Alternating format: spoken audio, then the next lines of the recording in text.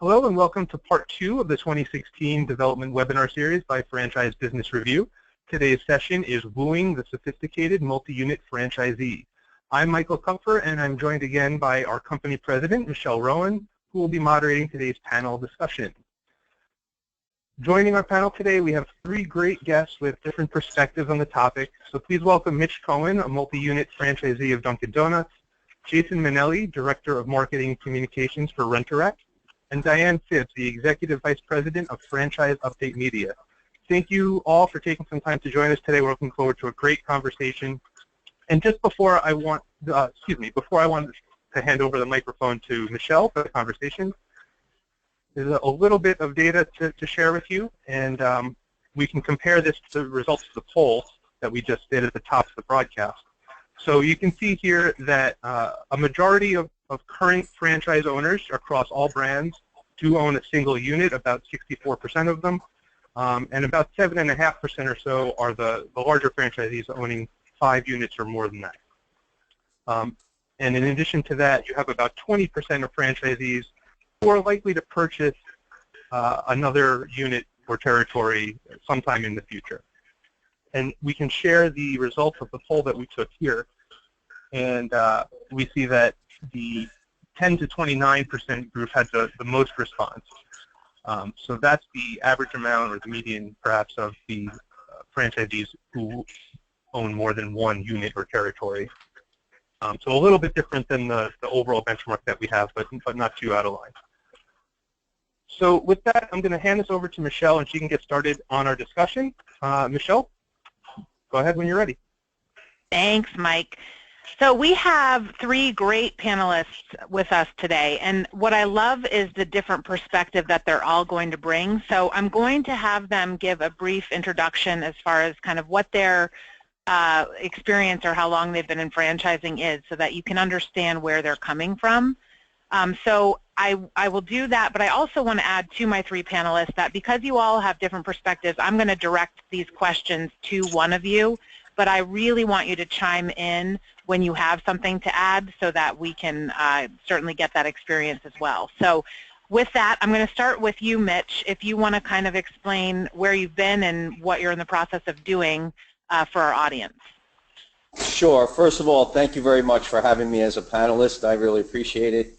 And happy to share my story with other franchisors. I've been in the franchising business for over 33 years. I started with Baskin-Robbins and then moved to South Philly Steak and Fries, Bananas, Everything Yogurt, and then eventually to Dunkin' Donuts. Primarily up until last year of July, I operated 13 Dunkin' Donut and Baskin-Robbins units in the New York market, mostly on Long Island and Suffolk County.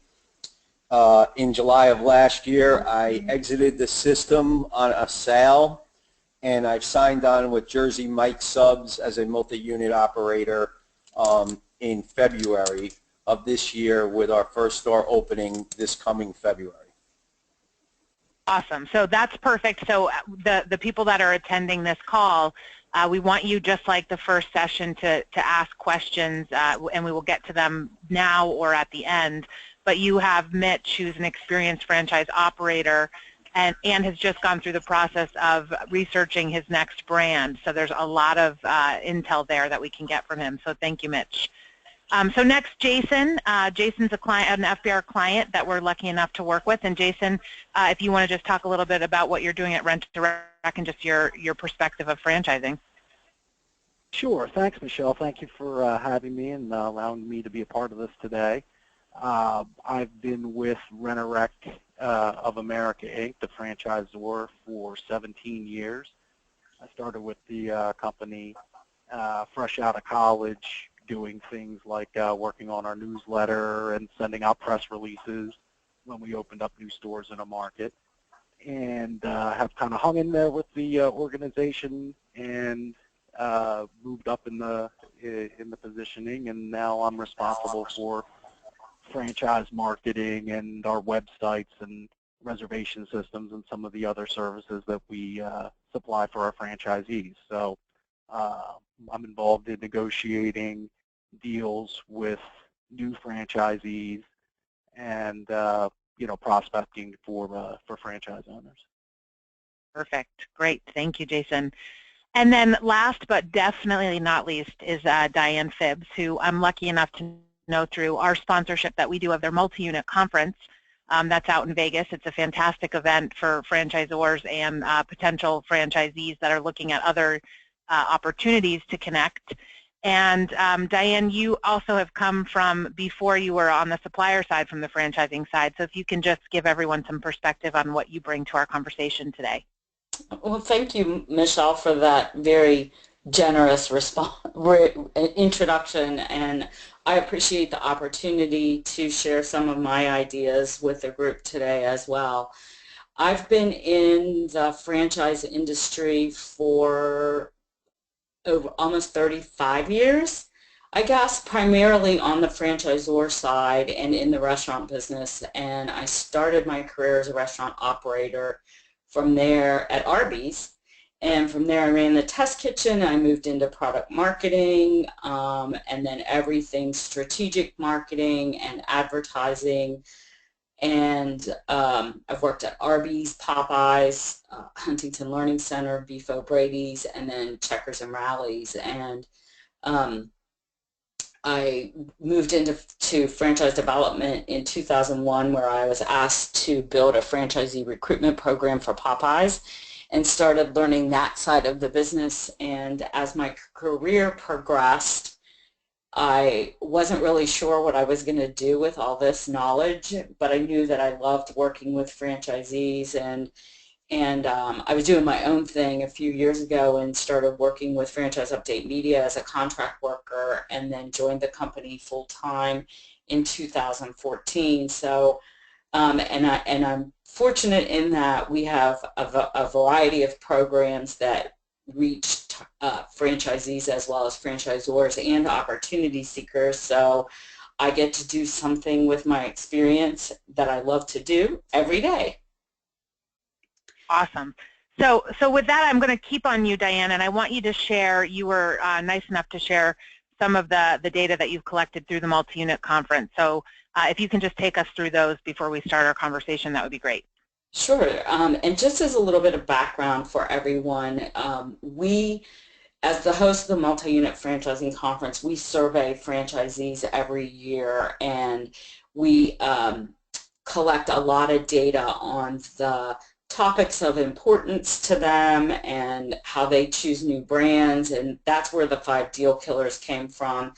And some of you franchisors may be surprised at these, and when I pulled this research earlier in the year, I actually went back a few years to see if there was a level of consistency, because the franchisor in me said that can't be, but it is. So the number 1 deal killer for multi-unit franchisees is trusted leadership and management. They feel that if they can't speak with your leadership and trust them, then they'll walk away from your brand. So if you have someone on your executive team who is saying they're too busy to attend a discovery day or a candidate day, that's a really good example. If they're not willing to interact with your prospective franchisees, then the franchisee can walk out. The second is brand reputation, and this speaks to franchisee validation, most of all, and what other people think about your brand. So multi-unit franchisees will certainly speak with other franchisees. They're going to shop you from a consumer perspective. They're going to look at your Facebook page, your Yelp, anywhere that there's going to be a review of your brand. The third is, of course, system performance, and that goes everywhere from how your units are doing to what your overall, the strength of your organization is. The fourth is growth potential, and that's a development piece. It's a territory. Are you trying to sell them a market that could be oversaturated, squeeze them into areas that they don't feel are a fit for them, and how far can they grow with you? And then, of course, the last of the five is financial claims, and it speaks to how you're handling those things in your FDD. The interesting thing that we found when we were looking at this research is that in addition to the 5 deal killers, there are 2 red flags for a multi-unit franchisee. The first being trust and integrity, and it speaks to the first deal killer, but the other piece of this trust and integrity part is you as the franchise salesperson.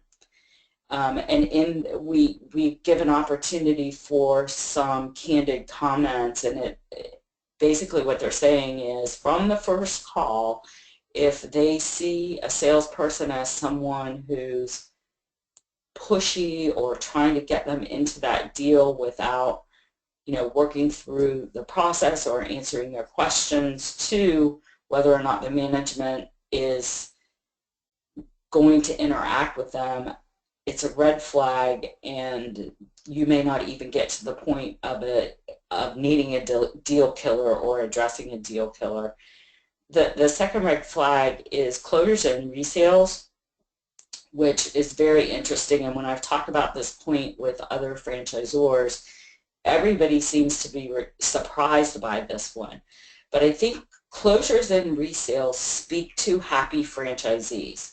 So if you have a lot of your closing units that's showing that franchisees aren't successful, or if you have a lot of franchisees who are looking to exit the system, that's a red flag for them, and they're going to dig a little bit deeper into what's going on within your organization, because it goes back to the deal killer point of the brand reputation. They're going to speak with a lot of franchisees, and they're really going to shop and validate your brand before they make an investment. Perfect. Yeah, and I think that, Mike is going to share one of the questions that we have to support this on our survey. So we ask franchisees about how they trust the franchisor, which you're seeing here, and another statement which we're not sharing is about they feel their franchisor acts with honesty and integrity. But this data here shows on the left-hand side what we're seeing from all brands versus on the right-hand side. So on the left-hand side, all brands at 77.6% of franchisees agree with that statement, I trust my franchisor. When we look at the top quartile or the top 20 brands of our data, that question is answered by 92% of the franchisees. So it's a big difference. And I think that your development team is your first opportunity to create a level of transparency with the candidate. And people can say multi-unit franchisees might be more sophisticated or might be coming from other brands, so have been through this process before. So you don't need to sell them. You need to be their helper in seeing what you have available for them and giving them information to feel good about this buying decision. So that does start with your development team and presenting your brand and making your team accessible to answer questions. And I think that some people will see your red flag with the resales and the closures and get nervous, because I think a lot of systems will start with franchisees that aren't necessarily the right fit for their system, and it happens. They're in there, and there gets a point when your system is ready to help the people that aren't a good fit to help grow your brand exit. So there might be the closures or the resales for a reason. So make that available to candidates, and how you handled those franchisees exiting your system is a great way to put candidates in touch with those people if there's an opportunity to help understand that sometimes it's the right thing for the brand to go through that and not something to be scared of. But when they see it happening over multiple years, I think that can definitely be a red flag. So that's the data that we're going to start with. So let's dig into some conversation. And Mitch, I want to start with you. If a franchisor or a brand is requiring a multi-unit commitment, what are you looking for from that brand as you investigate them? Well, so I just want to go back a little bit to comment on the 5 deal killers. As a franchisee, I can tell you that I agree with all 5 of them. And I usually work backwards when I look at it, and I look at closures and resales, and I look at pending litigation, and then I work my way to the franchise salesperson. Because if those 2 things don't clear my screens, I'm not going to get to the franchise salesperson. So that's important that we make the point that the 5 deal killers are there, but the closures, the resales, and litigation to me that's the first screen. If you can't pass that screen, I can't move on. And then as I get to move on and I find I'm doing my due diligence, what I look for is what the area is and how much the franchisor is willing to work within the area, knowledge of my area, knowing how long it takes to develop the area, and then if I'm going to sign on to multi-units, what exactly is the process of development and the outlay of cash. I'm not willing as a franchisee to sign, I'm making up the numbers, but an 8-store deal and give you 75% of my IFF up front, while I know it could take me 5 years, possibly even longer in my market to develop. So I'm looking for somebody to work with me, understanding the market, so that we could develop as together and be able to grow the brand properly versus looking at the cash that revenue, I'm going to be a revenue stream for the franchisor and looking to get all that up front. So you're looking for someone that sees you as a partner then, not just the royalty check. Yes, well, yeah, I would say a partner, but I want to be careful at how I phrase that, because yes, with depending policies in place. But yes, I mean, look, as a franchisee, I always joke around and say, look, franchisees are always the smartest people in the room. The truth of the matter, if we were, we'd be doing it on our own. We were all signing up looking for somebody that has the systems that could make our entrepreneurial spirit blossom. And we can't do that on our own, whether we don't have the resources or we're just not ready to take the leap alone. So yes, we're looking for that franchisor that's willing to have a similar perspective that we have in growing the brand, but growing it smartly and not just being a revenue stream. Got it. So Mitch, you've already gotten one offer from a franchisor to talk with you about their brand, so I'm sure that's going to continue happening on this call. So that's excellent. Thank you. So, and ask questions too if there's other stuff you want to know about. But so let's move on to the next slide, Mike, and let's talk to. I want to start with Jason then. From a franchisor perspective, what are you looking for from the candidate or from a franchisee that's in your system as an indicator that it's time for them to grow, to add units in your system? I like the fact that you put the Three Stooges up when you put me up. I like that. So we look for profitability. So we want to see that this franchisee, and I'm kind of dovetailing with what Mitch just said. We certainly aren't looking to oversell at the beginning of a relationship and take all the cash out of a prospective franchisee's, ability to put that into the business and put that to work for them. So we like to see them get profitable, kind of prove the concept in their market, make sure that they've got the customer service scores that we're looking for inside of our internal system, and that the store is running the way that we see profitable locations run. And, once we've had that kind of benchmark, and we're in that position right now with a franchise operator in a great market, we're kind of both bought in now, and we've got, a great franchisee, and he's bought into the system, and we're bought into him, and, we're going to work together now to take the next step and develop that market to its, fullest potential, which in the car rental business means opening airport and local market locations. But, until we,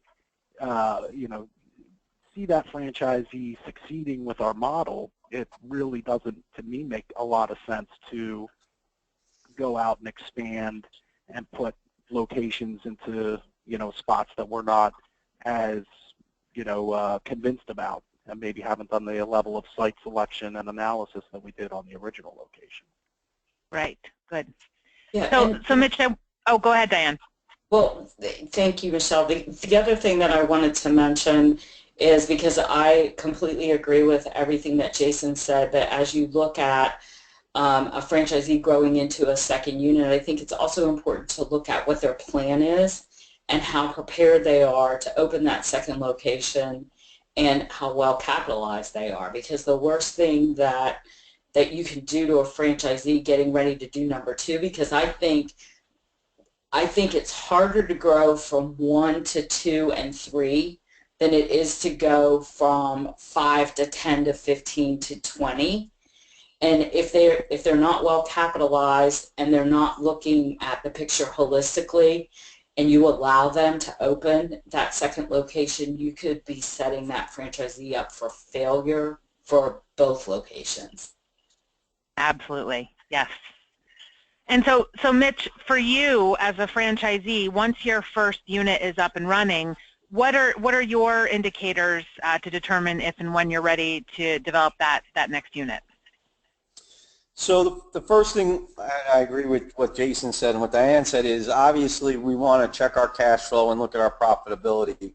Knowing that we might have committed to multiple units, we need to make sure that our systems are in place, both operationally and financially, to move forward. What we don't want to do is have this timeline on our head that says, well, you know, you've signed up and you're up against it now, and you make a bad decision because you don't want to lose your initial investment. So we try to analyze the business quickly. I feel fortunate that I've been in the business such a long time that we could probably make a good call early. But for franchisees that don't have the experience, I think it takes a while to be able to make that call. What we do, though, to try to set ourselves up for success, knowing that we have multiple units, is we try to bring in talent into our organization to start to build a business plan that says we're going to look at growing in X amount of months, so we need the bench strength in our organization to be able to make that growth. Because financially is one thing. I think money can be found, but talent sometimes has to be grown, either homegrown, or it has to come from somewhere else. So we look at talent almost as importantly or more importantly than the cash, and we'll grow as we see fit once we have the talent, because the worst thing we want to do is have the money but open with a bad review. Awesome, that's helps. Great. Yeah, absolutely. So Dianne, I want to ask if you have thought. So we probably have some people that are attending that don't have multi-unit, or it's not a large part of their business now, but I know I've seen it over the last 3 years just attending your conference that it's more and more what systems are looking for. But it doesn't mean that they're necessarily ready for it. So I'm wondering if you have any input on what kind of infrastructure needs to be in place, or how do franchisors know that they're ready to offer more multi-unit deals? From a franchisor perspective? Yes, yeah. Okay. That's really interesting. It's a really interesting question. I think a lot varies based on the type of business service that you offer, and what size multi-unit franchisees you want to attract. But from a franchisor perspective, if you need to have your systems in place. So your operating standards manual, your marketing, all those pieces of the puzzle, and it all wraps under your franchisee support tools and resources and talent. Again, to Mitch's point, I mean, that's kind of a two-sided street. If a franchisor doesn't have those three things supporting their infrastructure, and they start growing, I'm not going to say you're going to fail, but I think you may fall backward, because if you're not servicing your franchisees properly and they're not getting the tools, resources, and information that they need to succeed, it can hurt your growth long term. And, of course, as we all know, true system growth is based on number of locations and or units opened as opposed to driving sales. But the other piece of that is those unit economics are important in the process of growing as well. Absolutely. That's what I was going to say. The focus on unit economics is key. And then supporting your franchisees for that growth. So, okay, so let's move on to discuss the contract side of it. So Jason, I'm going to go back to you and ask about what are your requirements that you put in with your contracts with franchisees looking to do the multi-unit side. Do you, and you can speak to any of them, but specifically, do you have any minimum units or timeline associated with it? Yeah, there'll usually be a timeline, and there'll be a development agreement where a territory is essentially locked up for that franchise owner, and there'll be some, dates where if the, if the development proceeds as planned, then stores will open, on that pace. Perfect. And so, Mitch, what have you seen as far as the agreements that you've looked at or the brands that you've looked at, and anything that you would really not like to see in those requirements, or anything that you would push back on if you saw it? Well, yeah, I talked about a timeline for development. I do believe that it's smart for the franchisor to have a timeline and give a franchisor an area. What I don't like to see is that the timeline be extremely aggressive, because in a lot of municipalities the franchisee cannot meet the standards of the franchisor because of the town requirements, the municipalities, all those things that come into play, that maybe if the franchisor hasn't done their due diligence and they have a blanket agreement for this development opportunity, what's good in, say, Middle America is not going to work in downtown Manhattan. And so I think I look for flexibility if possible, but I do understand the timeline, because as a franchisee, I'm buying an area and I want to be protected that, if the brand is hot, that no one's going to come in and put two blocks from me in my area if that's the case. So it's a fine line. What I don't want to see in the agreement is when there's a lot of additional fees. So if I'm paying you my royalties and my marketing fee and maybe a grand opening fee, I'd like to know what I'm getting for my grand opening fee. I don't want it just to say grand opening fee, because that's kind of could go into nowhere's land. And then the additional fees that all of a sudden pop up when you finally get the FDD,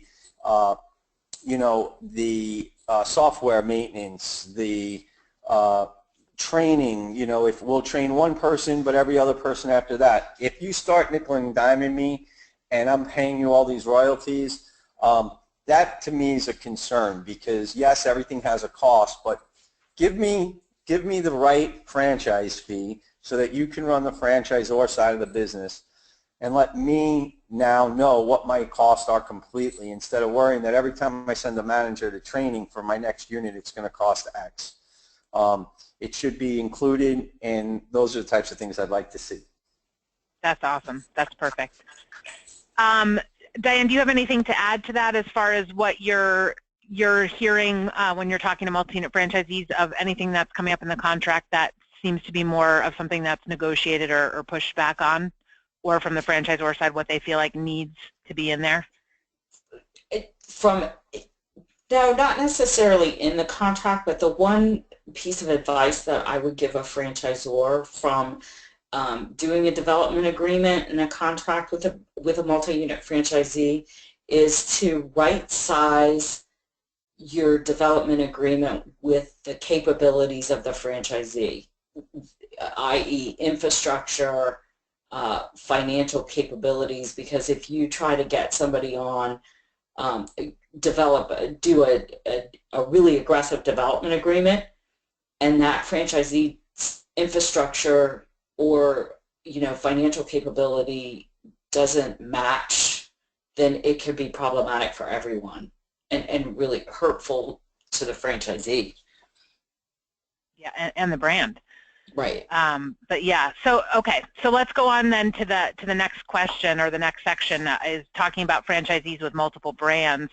So Dianne, I'll start with you as far as when you guys are talking to franchisors to come to the conference, or when they're looking to reach out to people in your magazine audience, are they looking for franchisees that might have another brand and they're looking to expand their portfolio, or do they really want to, like Jason said, grow with those that are in their system and are kind of more of a expansion once they've proved that they do well in your system?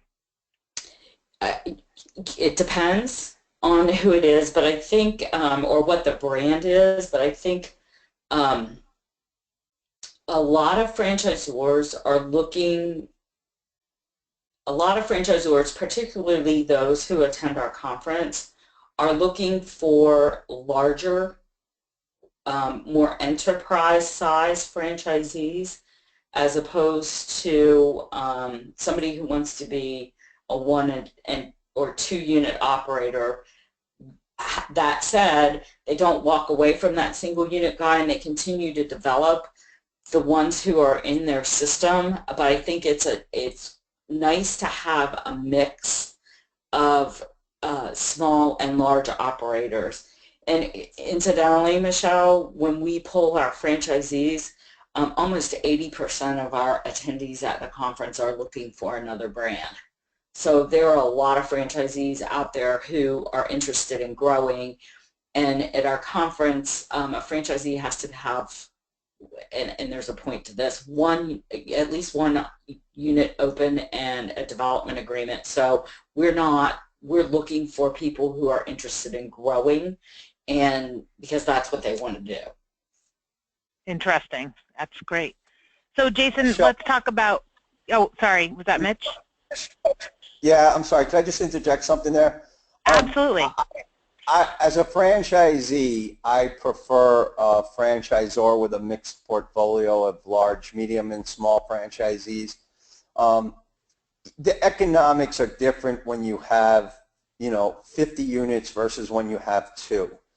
And if everybody in the system has 50 units, the economics are different, and the franchise, in my opinion, is the franchisor doesn't really remember when we started. And I think that I prefer a mixed portfolio versus all large franchisees. That's interesting. So, okay, so well, I know, so you're not looking at emerging brands. So when you get through your Jersey Subs development agreement, or when you're into it, will you look at other brands, or will you just grow with Jersey Subs? Well, I mean, it's too early to say right now. We were always, Dunkin and Baskin were under the same roof, although it was considered multi-brands. Right. Yep. So we can operate different businesses.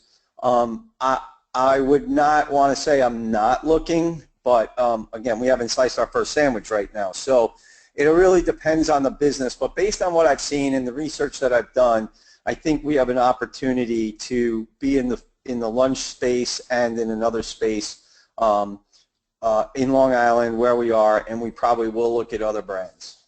Okay, so that's good. So then, Jason, do you want to just talk about your preference of franchisees just within Rent-A-Wreck, or why that's kind of how you're growing on the multi-unit side, and if there's been discussion of looking at people that are in other systems, just kind of what your thought process has been on what you prefer? Well, when we get a new franchise owner,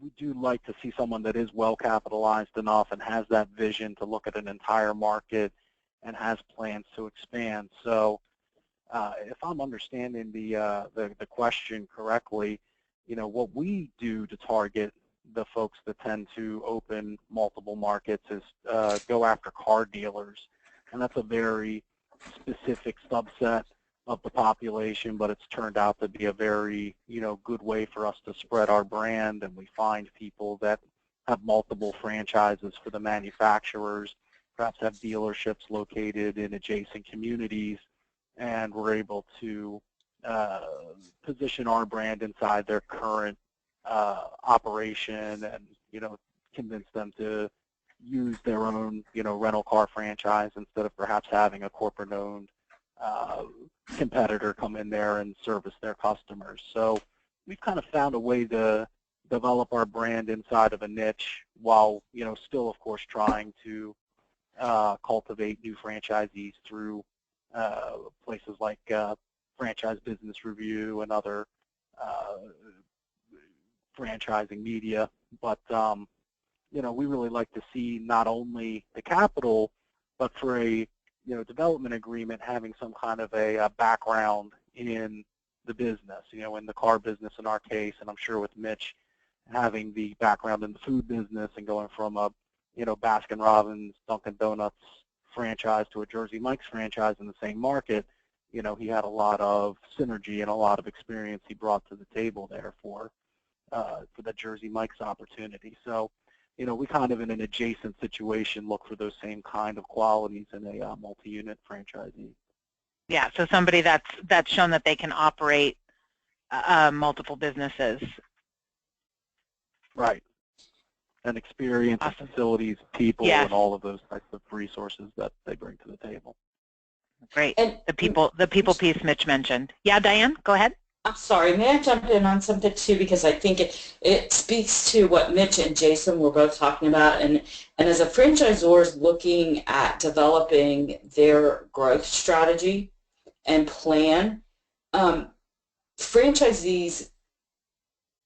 multi-unit franchisees grow in a couple different ways, and they can, sometimes you'll have a franchisee who wants to grow with one brand, and so they'll go out and expand into new markets, or let's say in the case of Mitch, he exited the Dunkin program and is doing developing Jersey Mike's subs in the market that he already knows.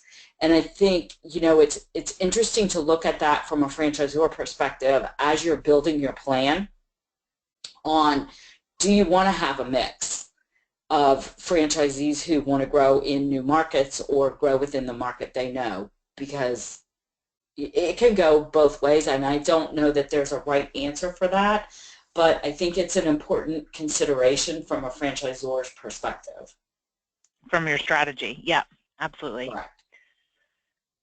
Okay, so let's go talking about the teams and the processes then for finding multi-unit franchisees. So Jason, do you have different people on your team that handle the multi-unit deals or different processes for finding the multi-unit franchisees versus just your normal process?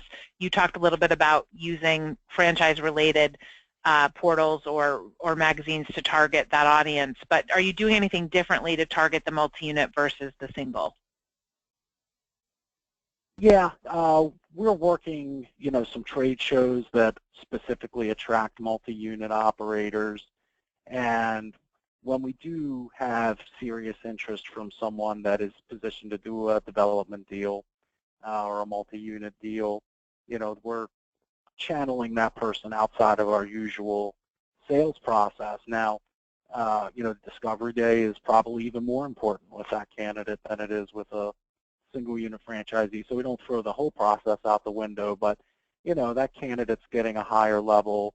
They're usually talking to myself and one or two of the other key decision makers in the company, and they're not working through our usual sales process. The qualification process is a little bit different, and depending on the individual you're working on, obviously your FDD requirements are a little bit different when it's a high net worth and experienced franchisee.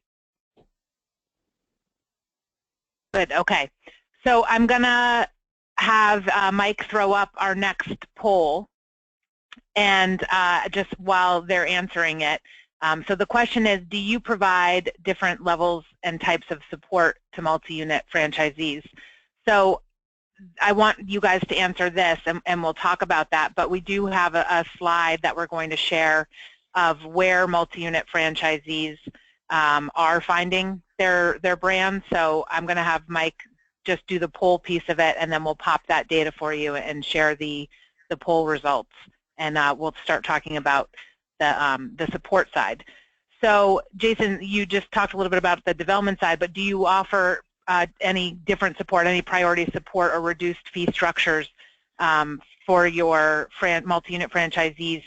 And then if you're doing that so that you can use it in the development efforts as you're talking to the candidates? Yes, we do. We do offer a higher level of support for, more dedicated support to the multi-unit franchisee. And, a development deal will absolutely usually involve negotiated terms for the development of the franchises and the initial franchise fees, the royalties, et cetera, will all be, scaled to the development so that it gives, everyone, both parties involved, an incentive to continue developing and continue growing. So, so yes to both of the questions, and we do provide a little higher level of support. For us, the vehicles are a big part of our franchise, so we supply many of our franchise owners with their fleet through our leasing program, and of course a multi-unit operator that's talking about leasing more vehicles from us gets a bigger portion of our credit line devoted to him, so he gets a lot more attention from our field staff to make sure that everything is going well. So we're, both sides are really investing more, and I think get a commensurate increase in attention. Mm-hmm. Absolutely. Good. So here's the information that Dianne provided us as far as where franchisees are finding their concepts, and this is data that you collected from the franchisees that attend the conference. Is that true, Dianne? Correct. Okay. So this is how that's split up, and then Mike, if you want to share the poll results on the support question. Mitch, from your opinion, what should franchisors offer multi-unit franchisees in terms of support benefits or differences? So again, we go back to the original, one of the questions you asked, why I wanted to be a mixed portfolio of multi-unit franchisees, large, medium, and small, is because I think that at some point the multi-unit store owner understands the system and probably mimics what the franchisor is doing as far as staffing goes, with either field people or general managers. In the food space, we have a lot of field people that come out to make sure that we're adhering to the standards, and I think the franchisor starts to replicate what the franchisee starts to replicate what the franchisor is doing within their own network. So what I'd like to see, that they have more of a business type consultant to come in and sit down with you as a franchisee and look at your network, your unit profitability, talk about your P&L, talk about how you can market within yourself better versus what the company is doing and the franchisor is doing nationally, and help you build a business plan around your multi-unit network that will probably be a lot different than the single unit or 2-unit franchisee that needs a little bit more field help on operations and cleanliness and standards. So I think you have to have that mixed bag. And so really, to me, the biggest thing is having the field support mimic what the franchisee needs, and the franchisee also mimicking how the franchisor wants to run their business. The other part I think is important is the marketing end of it. I think that if you're in one area and have multiple units in that area, or a majority of the units, your marketing is probably going to be a little bit different than somebody else. In my business, couponing is a big deal. So when you have a lot of franchisees in an area, deciding what the coupon could be a little tough. But having some marketing support to help that multi-unit business would be key. Great. So then, Dianne, I don't know if you have anything you want to add. I was going to jump to the next question, Yeah. but okay. Go ahead, So Jason, I want to ask you then, so for your single unit franchisees that expresses interest in expansion, how do you help them prepare for that if you don't feel they're ready? How do you get them ready to grow into more? We have a really great program for our franchise owners that we call profit groups, and we have a really experienced facilitator that works with our franchise owners. And this is a program that we underwrite the cost of completely as a franchisor. And we're looking, that facilitator is looking at the franchise owner's P&L, their cash flow, sometimes on a weekly basis. We have access through their point-of-sale system to detailed reports that show us exactly where their incremental revenue is and what their daily revenue is, and we can really get a handle on their unit economics and what needs to improve in their store or what they're doing, well, that they can continue. So we do take that extra step as a franchisor, and this is I think similar to what Mitch had mentioned earlier, because we feel like part of our role is to really educate the franchisee on what success looks like in our particular vertical and how that's achieved, and the more education we can pass on to that franchisee and get him prepared to grow, or her, I should say, the better off we're going to be to have a franchise owner that's ready to grow and ready to expand to another location. Perfect. And sorry, my phone just lost audio.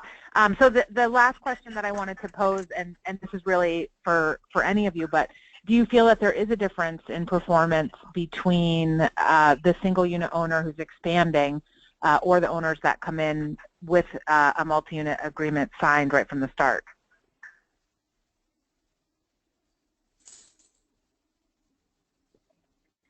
I don't know, Mitch, do you want to weigh in on that? Just, I think that there's probably a higher expectation for that multi-unit franchisee from the start.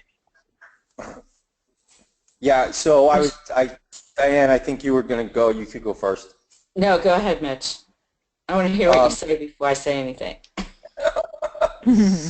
Yeah, so I do think when you come in as a multi-unit operator versus a single unit, it's a totally different relationship. I was able to start as a single unit operator, and I cultivated a relationship at Baskin-Robbins and Dunkin' Donuts over the 30 years.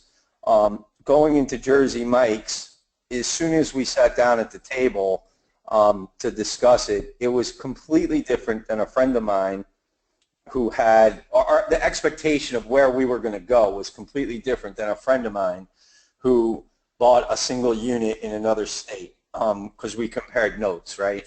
And the brand saw my past performance and expected different things from us, and we had a conversation about it. But so I do think there's a difference between a single unit operator coming in with one unit and looking to expand over the years.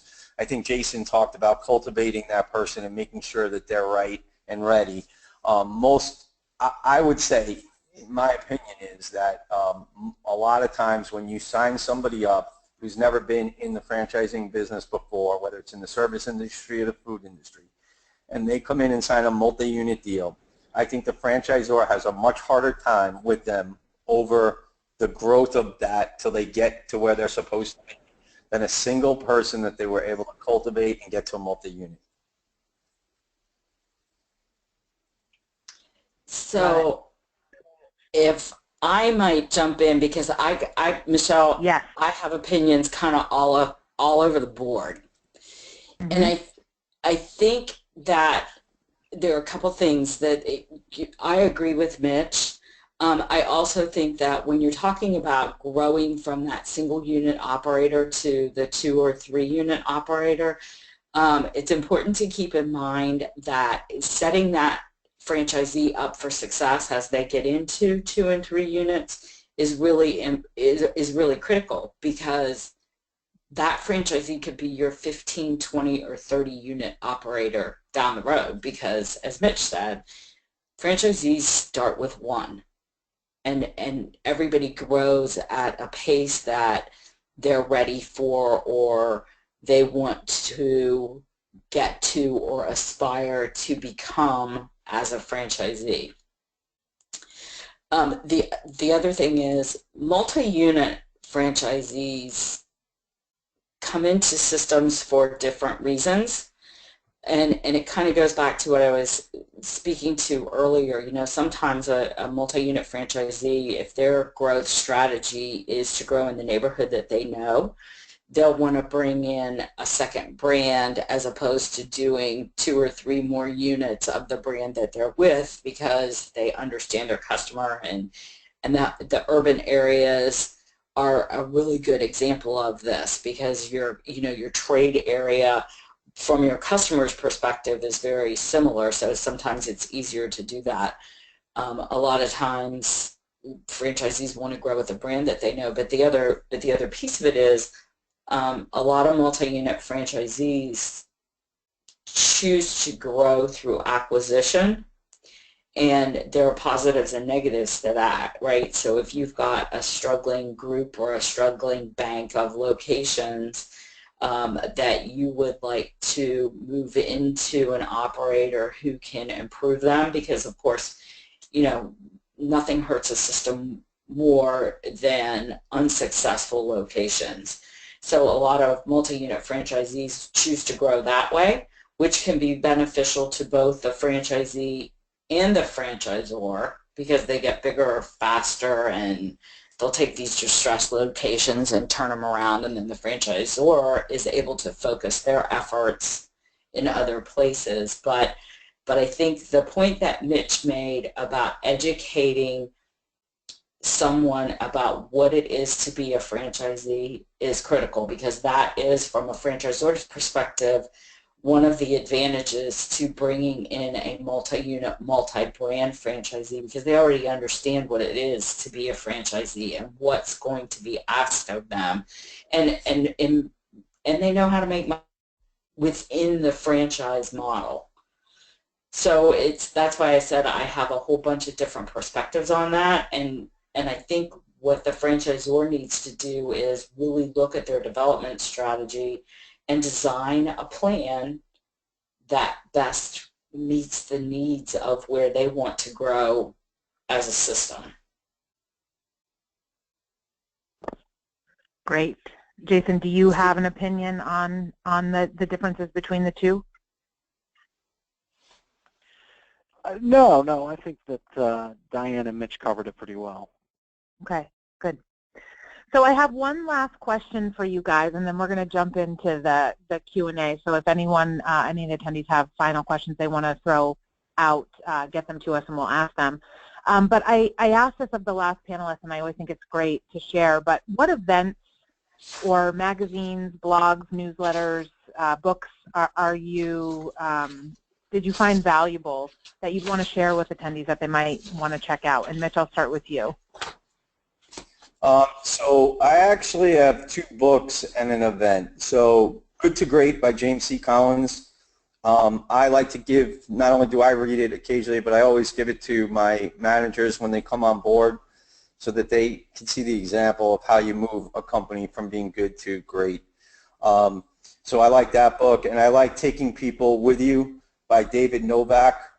It's a leadership book. I find that to be helpful, and I reference that occasionally as I work through my career.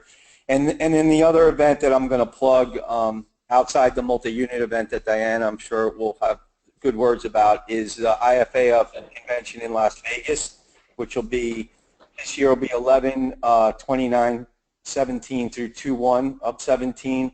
It's a great event. There'll be about 4,000 attendees, mostly franchisors, some franchisees.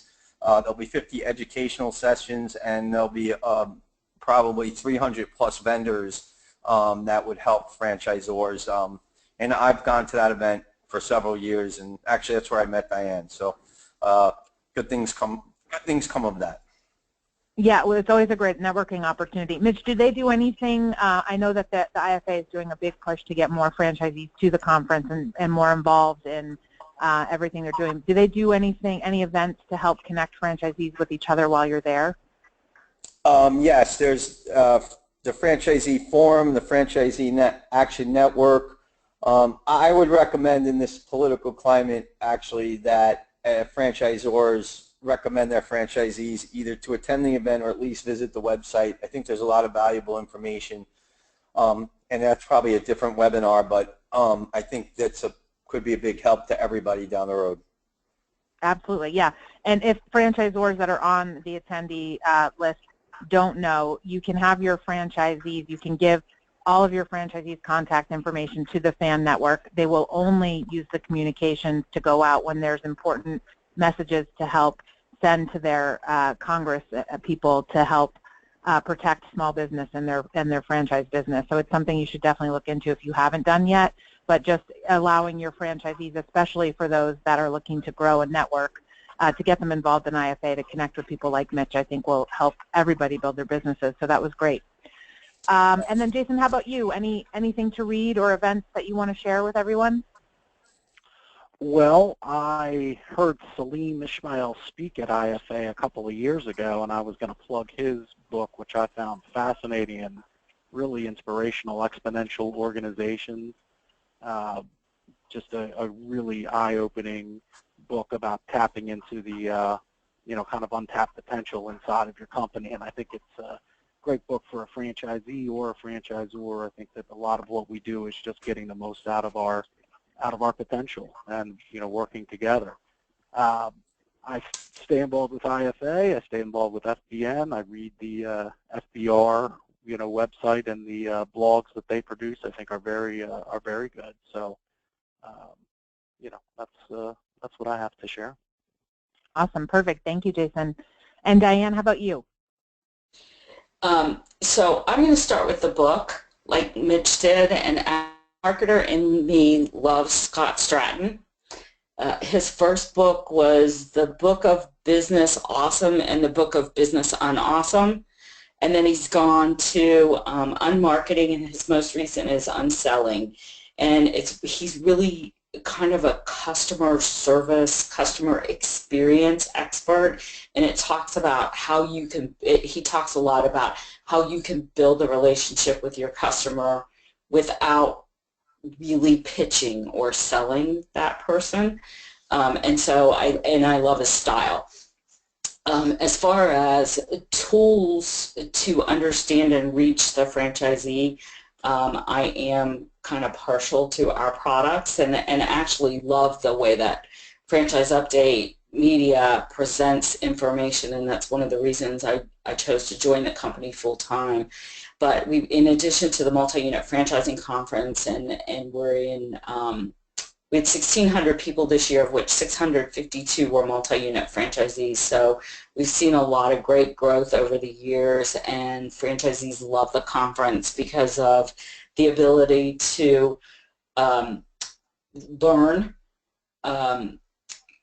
network with other franchisees so that they can grow and be inspired, but then also find new brands. Our exhibit area has more than 230 franchise brands and services that are available to multi-unit franchisees. And then I love our additional multi-unit products in that we've got the multi-unit franchisee magazine, the e-newsletters, and then the multi-unit franchisee portion of franchising.com. And we're a little different than traditional magazines because we really profile franchisees and we talk to them about the things that are important to them, and we share their stories for information as well as inspiration.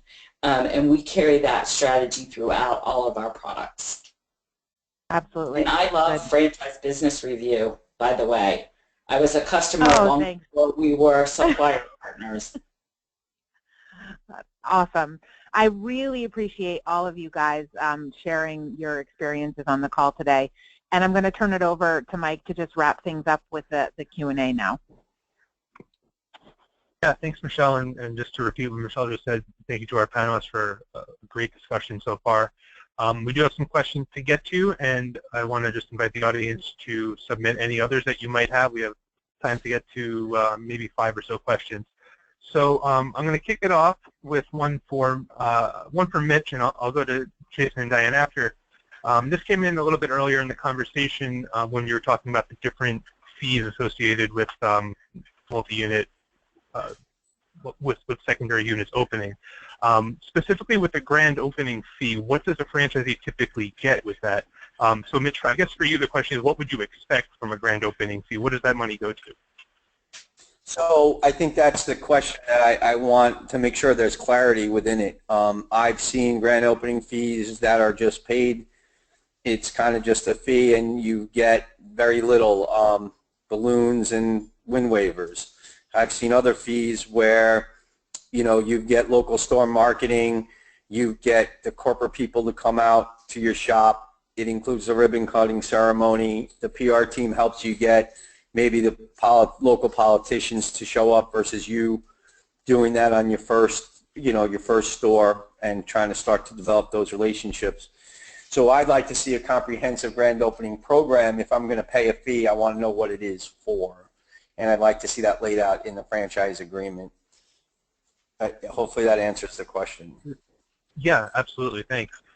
So Jason, is a grand opening fee something that you guys itemize in the process of opening the unit, whether it's the first or a secondary unit for a multi-unit franchisee? No, not at all. I mean, we don't charge a grand opening fee.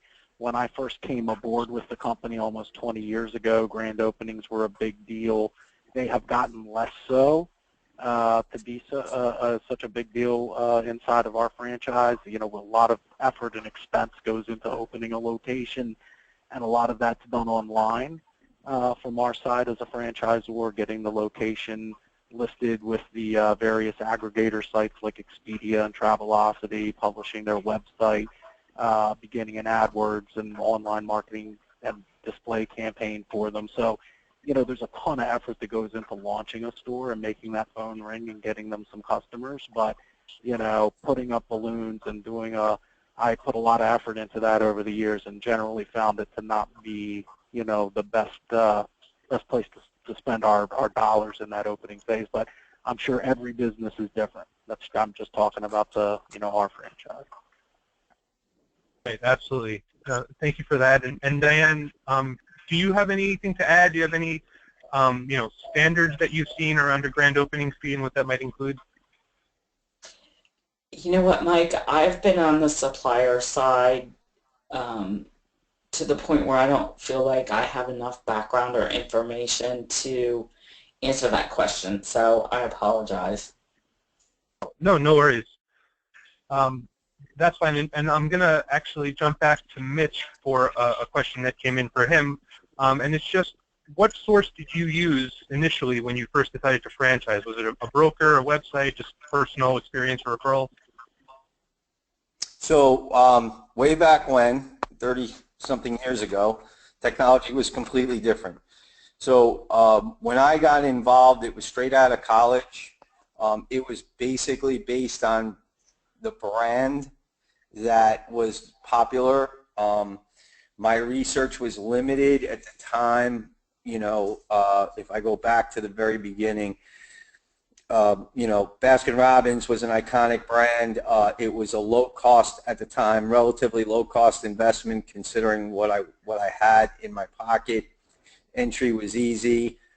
It was a fun business, and I was able to, and I knew somebody that was a franchisee already, so it was easy to make that switch. Today, though, if I fast forward to Jersey Mike's, my first meeting came at convention with Jersey Mike's when I met the people at Jersey Mike's and was introduced to the product. That was over 5 years ago.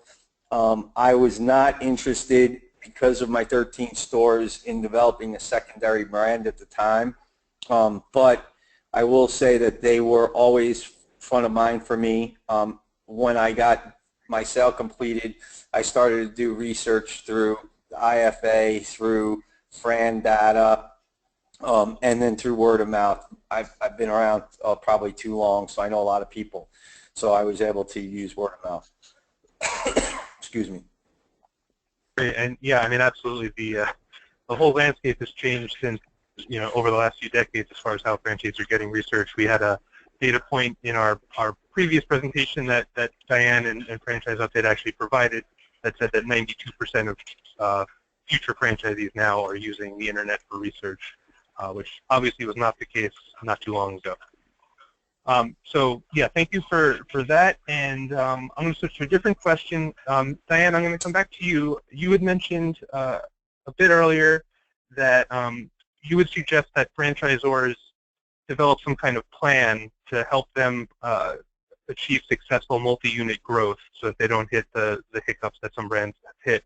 Can you just provide a little more detail about what you would envision that plan encompassing, who might be putting it together, and how do you kind of roll that out in terms of working with a franchisee? Sure, and that's a great question. So, I would say that the development plan should first be the responsibility of the head of development, be that whatever the position is within the organization. And the very first element of that would be how big do you want to grow and where do you want to grow, depending on the size of your organization. So do you want to grow hub and spoke? Sonic's a really good example of that. When Sonic first started, they were based in Oklahoma. They did a hub and spoke. They went to markets kind of adjacent to where they were, and they built their brand awareness that way. Or does it matter? And sometimes with a brand, depending on the service of the brand or the size of the location, you can jump around. And so you need to look at that, and then as part of that, your brand infrastructure and how you're going to support those people, because we all know if you can't support your franchisees, everyone will fail. And then the second big element of that is after you grow, it's kind of how are you going to get there? And who are you going to get there with? Like when I worked on plans, I went back to my elementary school days and who, what, when, where, why, and how. And if you can answer all of those questions in your plan, you're doing really well. But I think, the other piece of it is franchisee recruitment is, it's a must, and there's somewhat of an art to it. And I think that reaching franchisees through multiple touch points is important, but also looking at markets. So as you expand in a market where you already have locations, it's going to be really important to work with your operators and your marketers to make sure that the locations and or units continue to grow and that you build your brand awareness. And as you build your brand awareness, that will help with your growth recruitment.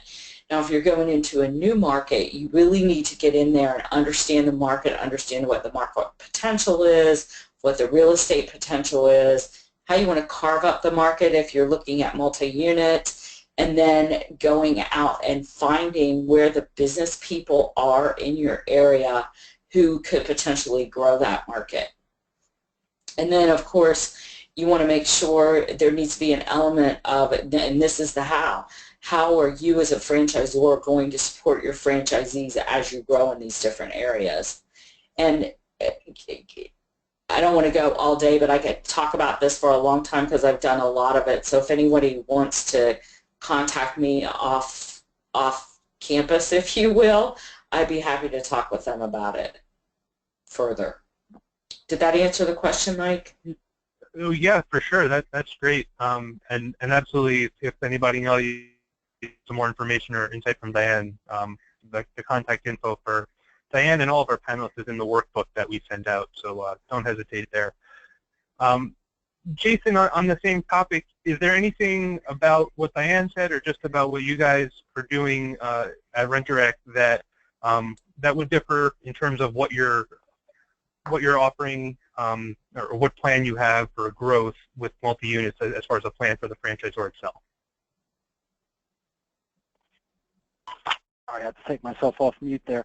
Yeah, we would definitely be looking at the entire market instead of just their store And then just one other thing I wanted to mention from a franchisor's perspective in terms of recruiting multi-unit franchisees, and I had meant to bring this up earlier and just escaped my what I was saying. So if I could just mention, we've had some really good success over the last couple of years recruiting and doing what we call a conversion, a brand conversion for someone that has been in the same business or in an adjacent business, and then converting their independent operation to a branded operation. And we found in some markets, I like to call them mom and pops, and I don't mean that in any kind of a belittling way, but some very successful and very strong mom and pop car rental operations that didn't have the exposure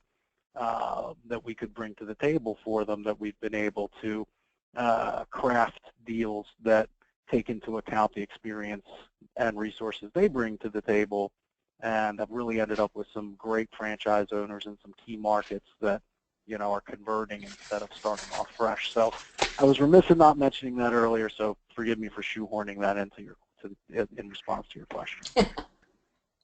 No worries at all. Since you brought it up, I don't know if you would have the sample size to answer this, but is there any noticeable difference in performance between a conversion franchisee and maybe just somebody who is an experienced franchisee elsewhere, or a multi-unit franchisee already? Do you notice any kind of difference there?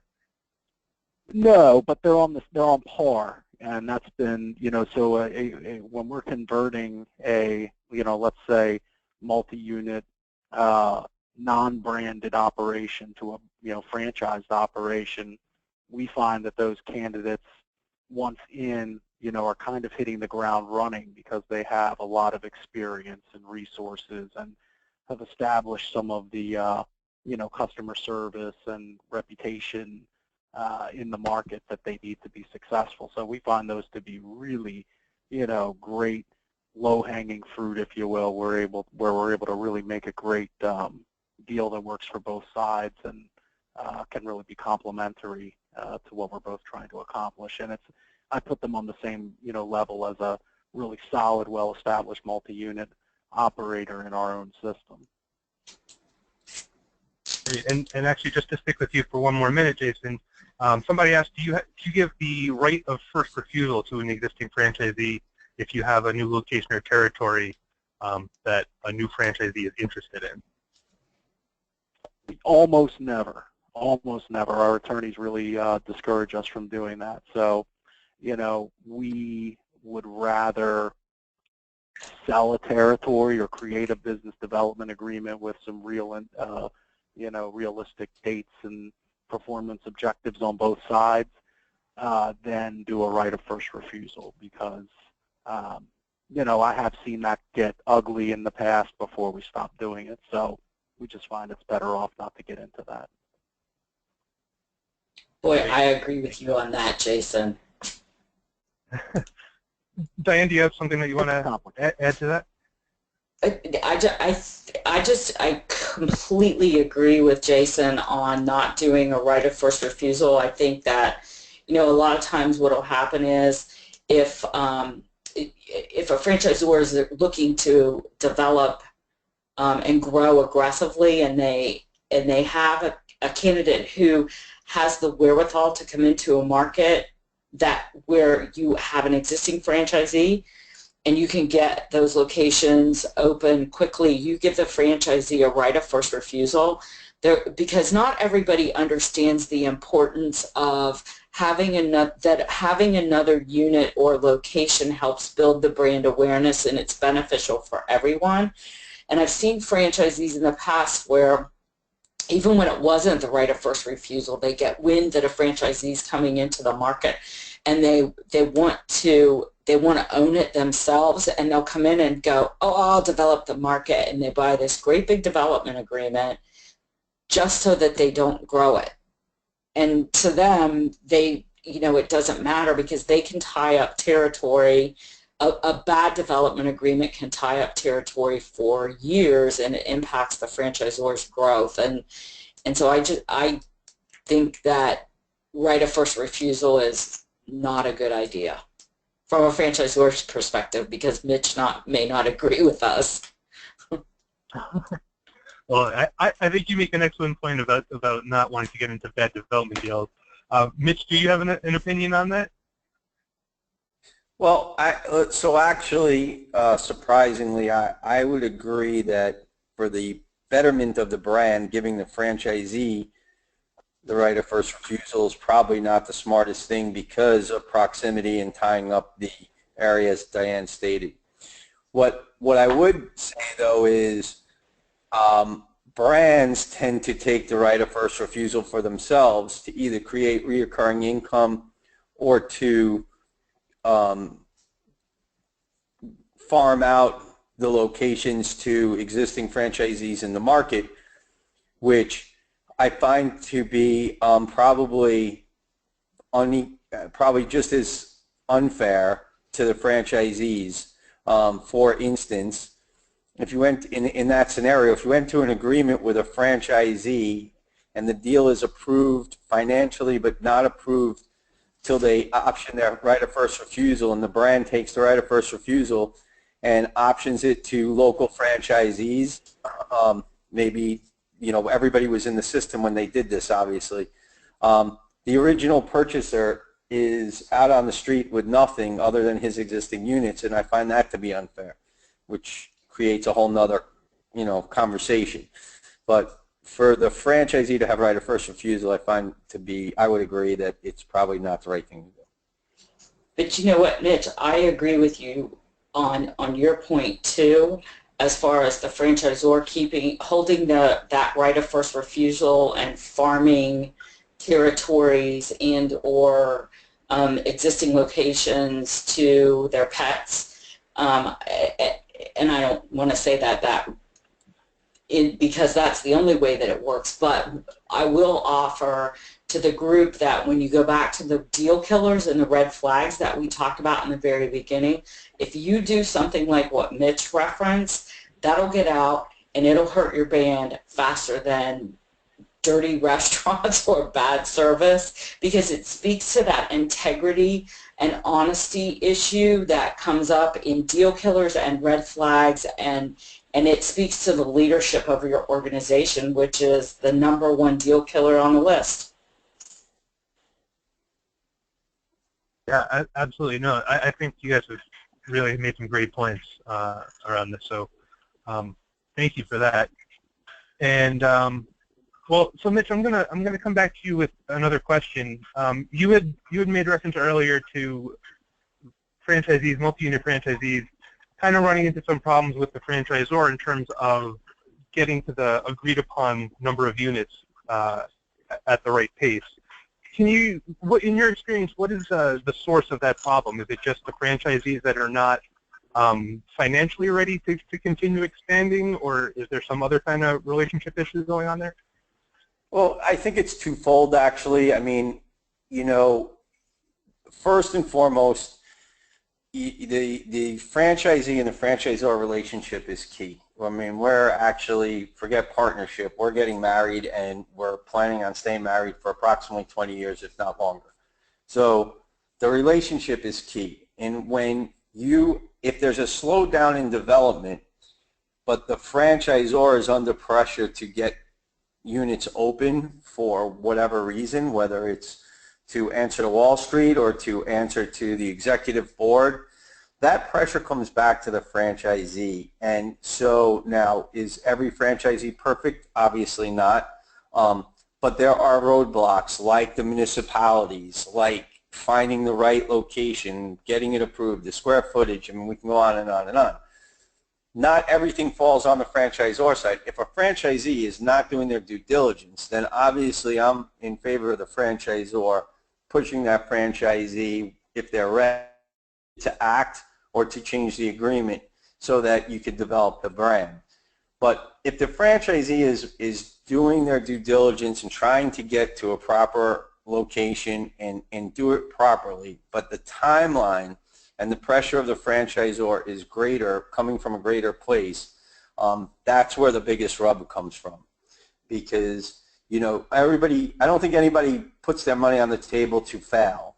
okay? But a lot of times you have good franchisees that can't get to where they have to go, that are forced to exit systems because the franchisor pressure from either, like I said, Wall Street or the executive side is greater than really what should be working, which is some common sense at some point. Absolutely, thanks. And Jason or Dianne, I don't know if either of you have anything you'd like to add to that conversation about the trouble that franchisees sometimes have in getting to the agreed upon number of units. I mean, I think, I think that a lot of times the franchisor can be their own worst enemy in that space because, just I go back to, I learned this phrase the hard way and the long way. It's right-sizing your development agreement to fit the needs or the capabilities of the franchisee as well as the franchisor. And if it's not right-sized to ensure franchisee success, then don't sign an agreement at all. All right, great. Jason, did you have anything you wanted to add to that question? And if not, we can keep moving.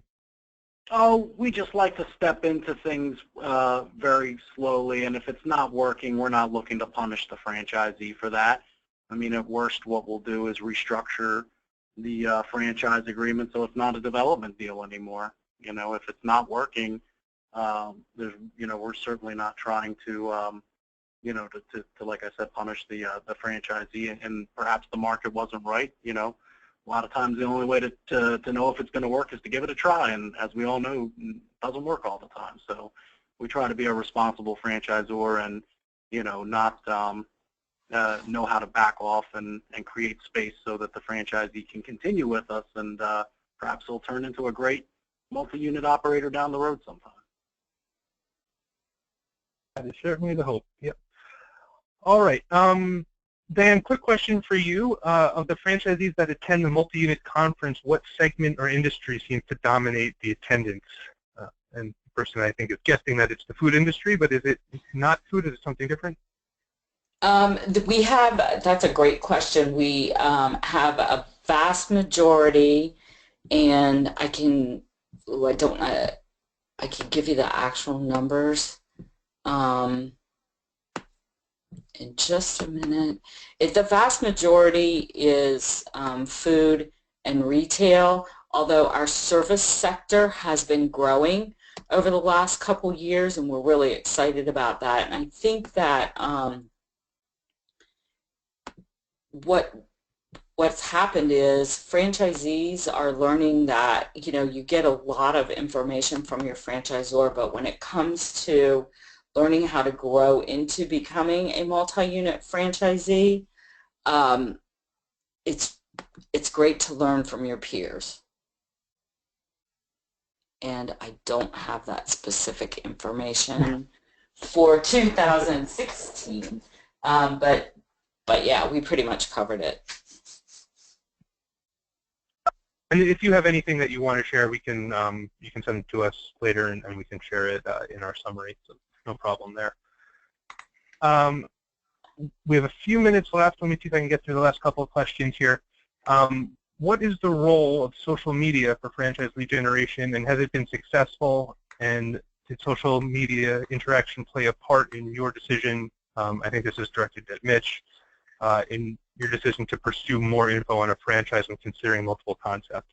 So I'm not sure if this is specific to multi-unit development, but I guess I'll just ask the three of you for a quick response on your feelings on social media in terms of franchise development. So Mitch, I'll start with you. Well, I'm old, so the social media didn't play a part in this decision for me. But I would probably, I think Jason and Dianne will probably tell you that it does play a part of the decision-making role for new franchisees getting into the market. Got it. Thank you. So Jason, what are your thoughts, and what do you do with social media development? Well, it's I guess I would agree a little bit more with Mitch than you might suspect. It's another base that you have to cover. It's certainly another touch point where the prospective franchisee could approach you, but in my experience, it's not a huge piece of what a potential franchisee is looking for. You know, it's more of a tertiary.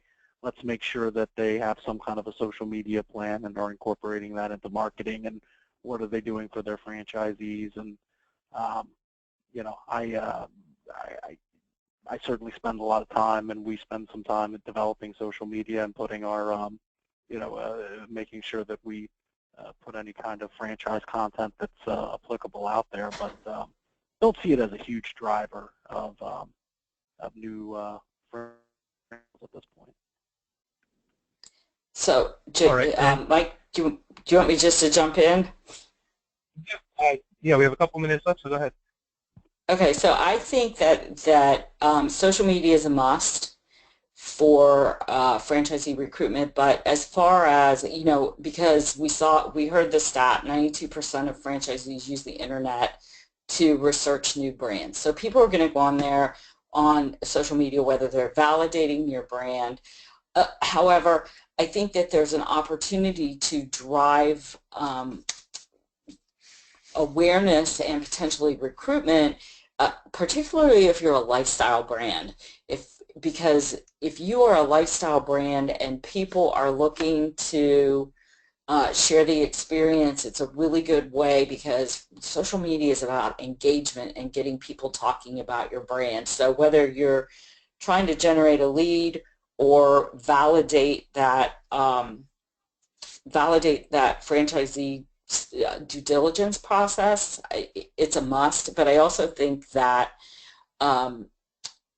you need to have a link to your franchise development or your franchisee recruitment site, no matter what it is. And if it's Facebook or, you know, really Facebook is the big one, but have that franchising presence there somewhere so that if an interested party comes through, they can connect with you. All right. Well, thank you very much.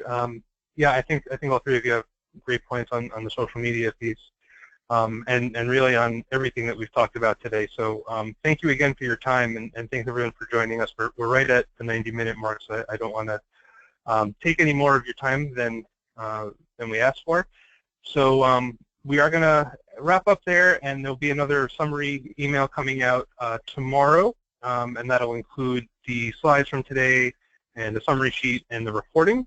So if anybody missed anything we talked about, feel free to check back that way.